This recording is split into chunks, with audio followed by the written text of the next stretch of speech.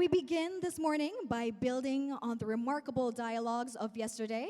And today, our session will focus on the theme, Investing for the Future We Want. To open our proceedings, it is our great honor to invite our distinguished speaker to the stage to share the perspectives on our collective future. Please welcome onto the stage Her Excellency Retno Marsudi.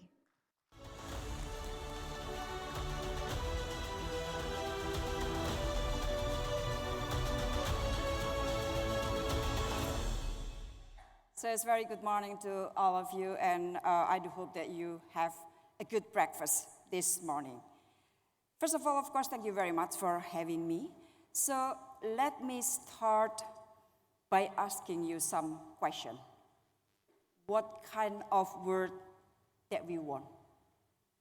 What kind of future that we want? I'm very sure that your answer is more or less you want to see a more peaceful world, a more prosperous world, and a better future for all. So I don't want to stop on that question. I want to go further. My next question is, how to make it happen?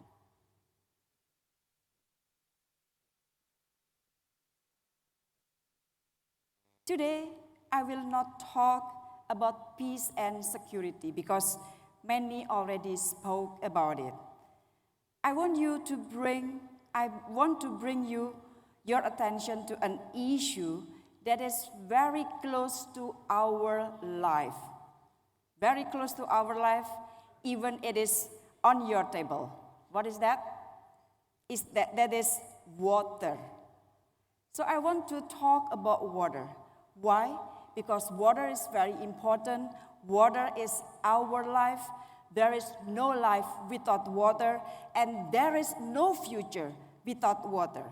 And business will not be flourishing if we cannot address water challenges.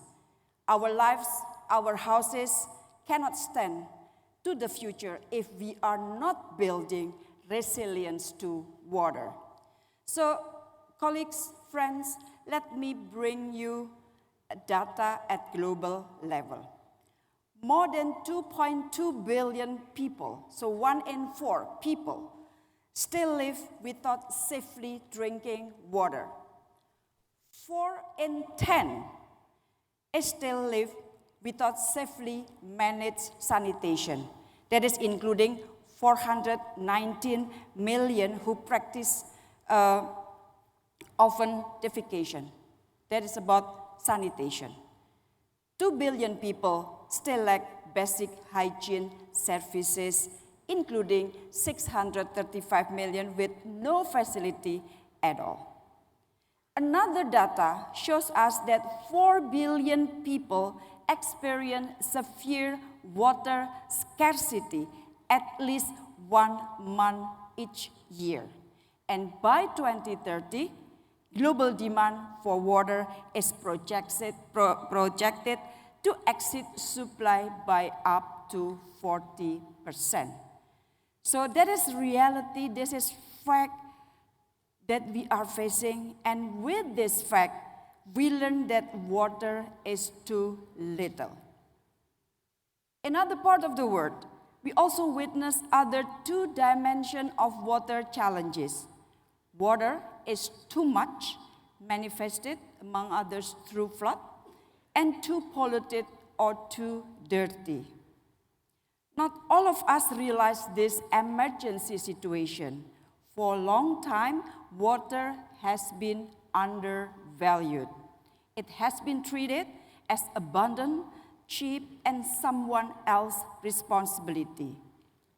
And colleagues, that era must end. Water challenges can be avoided and anticipated if we start putting action. So what we need now is action. If we do not do anything, for sure our future will be bleaker. Water matters to everyone, including private sectors, including all of your business.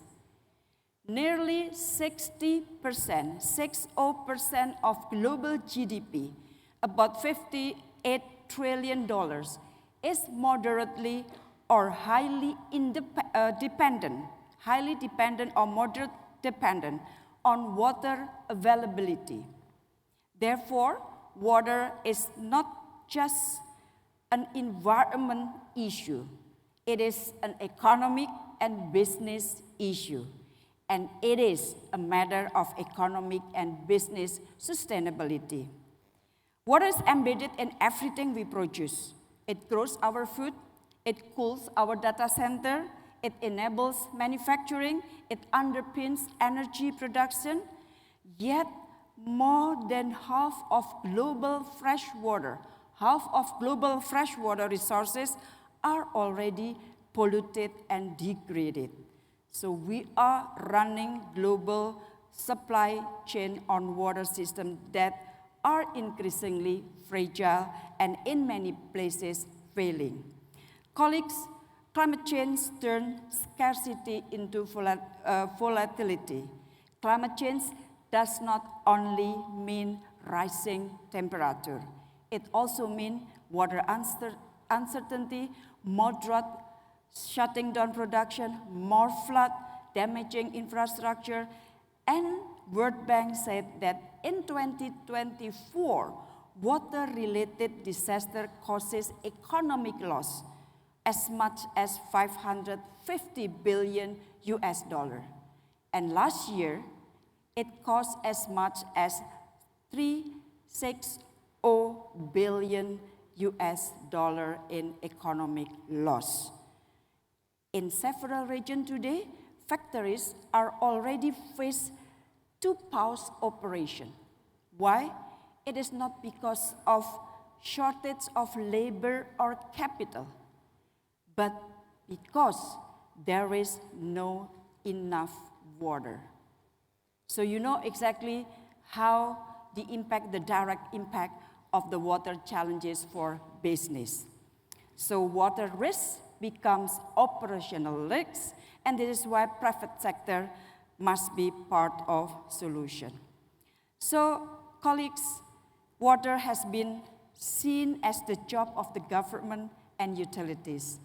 But the scale of today's challenges makes one thing very clear.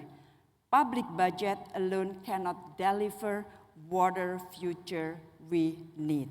And to meet global water and sanitation goal by 2030, the world faces an annual financial gap of more than $600 billion. That is the financial gap that we need for water and sanitation. And the gap will not close without private capital, private innovation, and private leadership. And this is among others that I discussed. I just returned from Dakar and New York, and we discussed about it. Ignoring water is becoming very expensive, and financial institutions already see this. I talked with the World Bank. $1 trillion of corporate assets are now identified as exposed to water risk across agriculture, food manufacturing, and others. So companies that fail to manage water risk sooner or later will see it show up in earning, credit rating, and valuation. But colleagues, there is always a powerful upside. The future that we want is not water neutral. It should be water smart.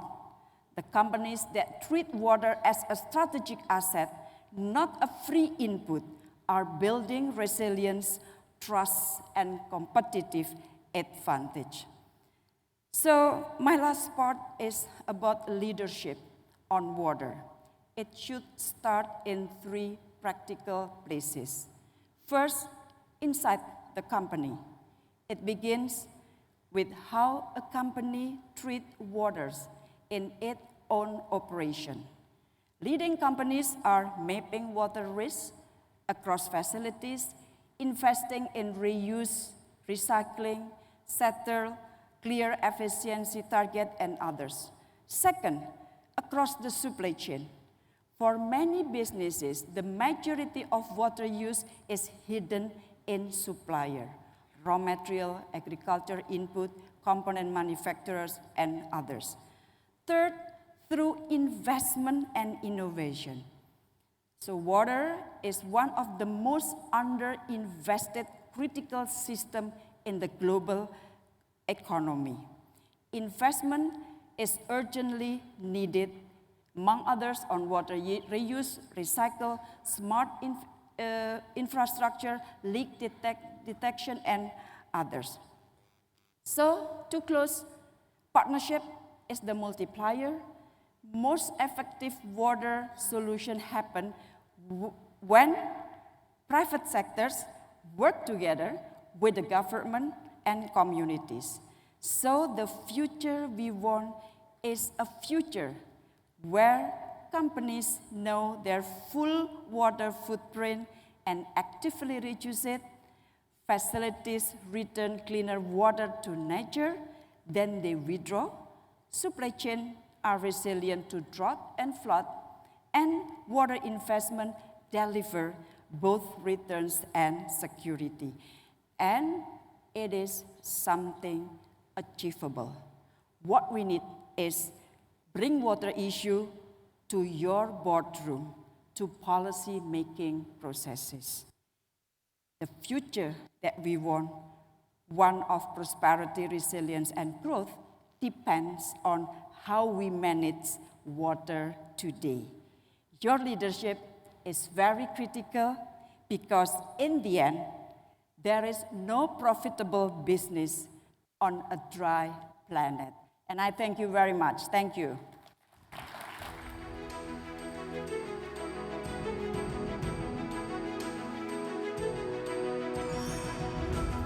Thank you, Your Excellency Retno Marsudi, for the visionary opening. Please give a round of applause once again to Her Excellency Retno Marsudi.